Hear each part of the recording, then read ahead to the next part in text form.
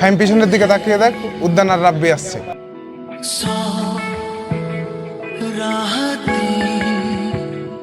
তোদের মধ্যে কোনো সমস্যা হয়েছে নাকি?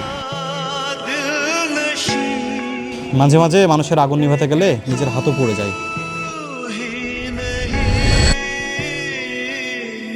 হ্যাঁ, পরে কথা বলছি তাহলে। বন্ধু, আন্টির কাছে শুনলাম তুই এখানে আছিস, তাই চলে আসলাম। একটা কথা ছিল।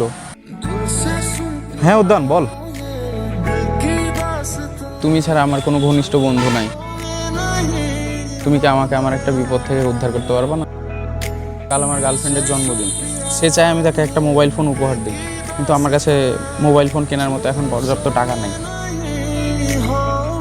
অনেকের কাছে সাহায্য চেয়েছি, কিন্তু কেউ আমাকে সাহায্য করেনি। এখন তুমি আমার শেষ ভরসা বন্ধু। এখন তুমি যদি আমাকে ফিরিয়ে দাও, আমার কেউ হবে না সাহায্য করার। হ্যাঁ ফাইম, উদ্যান সত্যি খুব বিপদে পড়েছে। তুই যদি সাহায্য করিস ওর অনেক উপকার হবে। তুমি কোনো চিন্তা করো না ফাইমে, আমি 1 সপ্তাহের মধ্যেই তোমার সব টাকা তোমাকে দিয়ে দিব। আচ্ছা, তোর কত টাকা দরকার? 1 লাখ টাকা লাগতো আমার ফোন কেনার জন্য। ঠিক আছে, আমি দেখছি আমার কাছে কত টাকা আছে।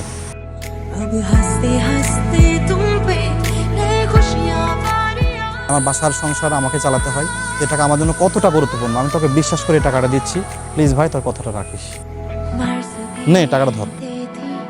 তোমাকে অনেক ধন্যবাদ ভাই, এই উপকার আমি কোনোদিন ভুলবো না।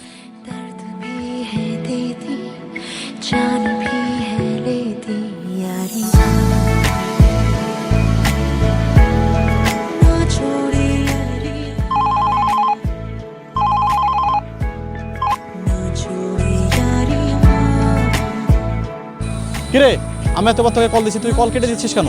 তোমার ফোন ধরতে ইচ্ছা করে না, তুমি বারবার ফোন করে বিরক্ত করছো কেন?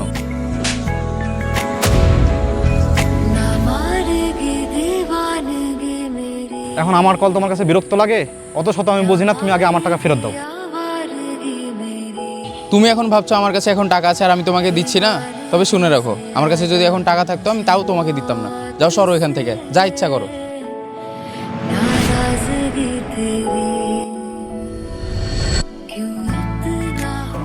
সামান্য কিছু টাকার জন্য এত কিছু? है जिद किस बात